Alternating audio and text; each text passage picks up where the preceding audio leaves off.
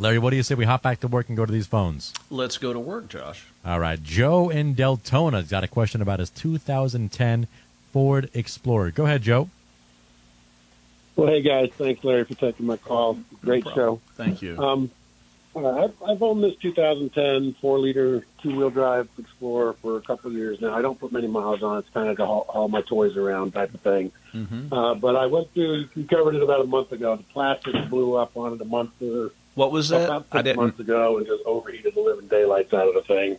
Ended up costing me a transmission. Okay. But my latest issue is all of a sudden I'm getting all the lights showing up on the anti-lock brake system, the traction control, RSC, and bleep, beep, beep, beep, beep, beep, making all these rackets at me. Yeah. And I'm afraid to take it to a shop because I think they're going to want me to replace an ECM, which, damn, I'm already spending a lot of money on this vehicle. Is it just a sensor that's sort of in line and triggering this whole chain of events? Joe, this is where you have to start. What we typically do, we get a vehicle like that in. There's a few things that can cause that issue. Most common, and I can't say this is it, most common is usually a wheel speed sensor that is integrated into a wheel hub bearing assembly. And what typically winds up happening is over time, let's say a front hub bearing, it starts to wear. It's not gone completely bad, but there's just enough metal worn in it in order for the actual sensor to come in with come in contact with the exciter ring on occasion. And when that takes place and happens, it'll set all those codes. Everything will come on. So you've actually got your wheel speed sensors. You have the ABS module.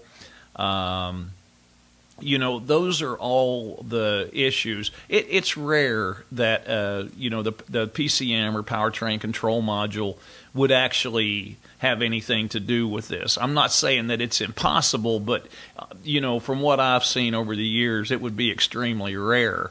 So I think your best bet is to get it scanned, find out what stored codes there is in the system, and if it's left front speed sensor, intermittent, whatever, it's probably a wheel hub assembly that's going bad on it, because those speed sensors are integrated.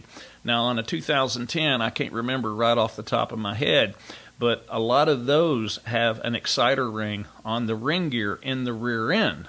And now keep this in mind because you could encounter this, and I'm going to explain to you why here. What happens on a lot of these Explorer rear ends, you've got a carrier that holds the ring gear in place and your spider gears.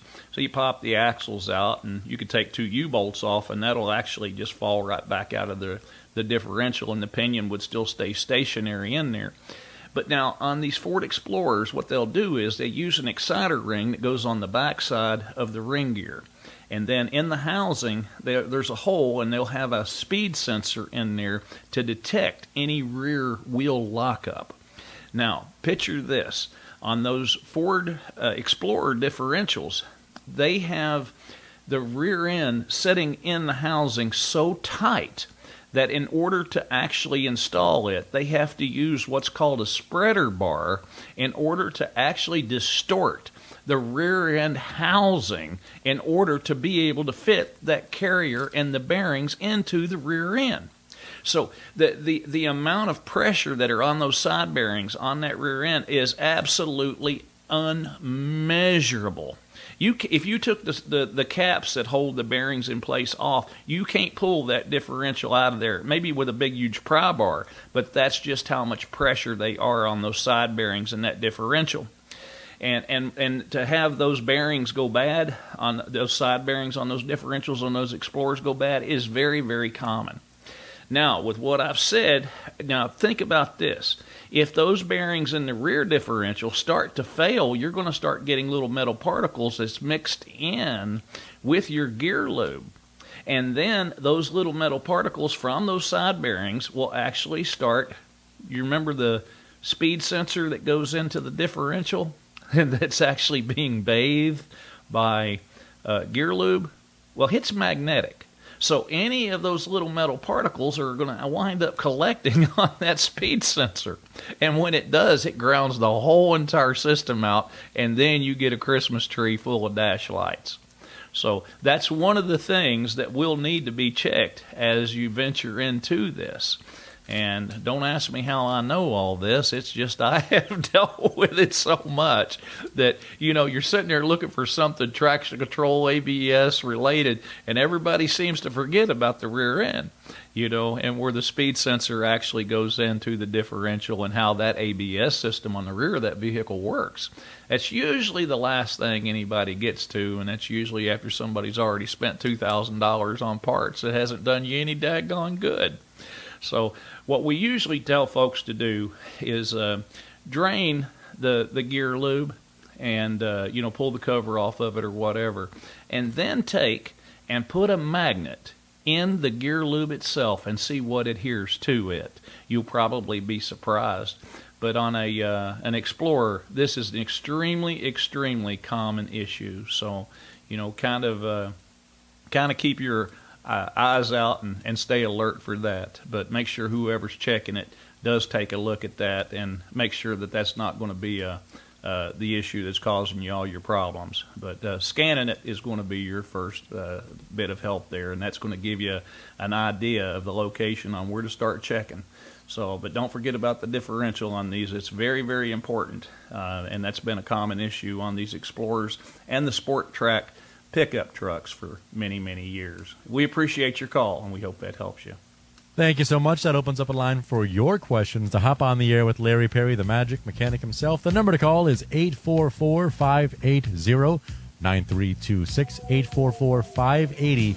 All right, let's was Joe the one we were talking to earlier on the 2010? Yep, yeah, Larry, I think Joe had a follow-up question, but his call got disconnected. Maybe you drove. All right, yeah. I seen there was several folks that got dropped off for some reason. Well, let's go back to Joe real quick and finish talking to him. Joe, what else did you have a question about?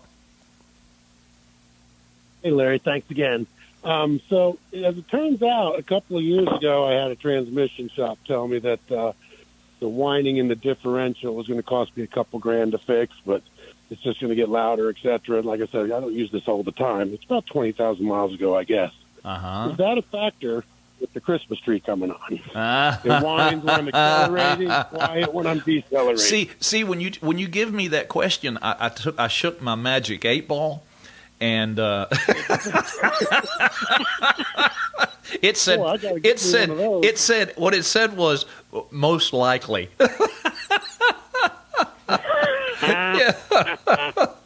Yeah. So it's just that vehicle, and I have ran into this on countless occasions where it's really weird because they put that differential into that rear end and that housing. It is so tight. You literally it's almost like you have to use these two bolts and actually use like a screw jack type of mechanism to actually spread the molten metal housing enough to actually be able to get the daggone third member back in that thing. It is amazing. I can't imagine why anybody would want to do that, but unless you run something like the Amsoil gear lube in it, those things it's just bound to happen.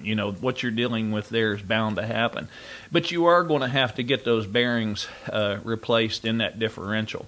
And the gentleman that told you that, he's probably right. It would depend on what the ring and pinion look like. If all you had to do was replace the side bearings in that differential, which is what usually goes bad, but you don't know anything about the axle bearings or anything else until it's apart. But if it was just the side bearings and probably axle seals maybe, you'd probably be looking at about $1,500 to get that taken care of. But if there's metal in that gear lube, I'm telling you, there's nothing you're going to be able to do shy of putting side bearings on that differential, on that carrier, to get rid of that problem. It's just it'll happen on all of those eventually. It's just the way Ford made it. I guess they call that built-in obsolescence. Joe, listen, I hope that helps you. And if I can give you a hand with it, there's not very many people, just so you know, that still builds and repairs rear differentials. It's it's an art form. It's an art. Everything's got to be measured and mic'd and remeasured, and it's time consuming to set these up. And most people are just going to opt for a used one, which will have the same problem as you already got. Or you can always get a Jasper, and if you buy a Jasper rear end, it's going to have a great warranty on it, but boy, are they going to charge you for it, so it gets real expensive if you go with a reman Jasper one. But they're good products, but like I said, I still build those things, so if somebody got a rear end that needs to be gone through, or it's howling like a wolf, or whining going down the road, we still do those. And I usually wind up doing them myself. It's just, like I said, that's one of the dying arts in this industry. So, but we still take care of them if you need us. Joe, thank you so much for your call. All right. Thank you. Uh-huh.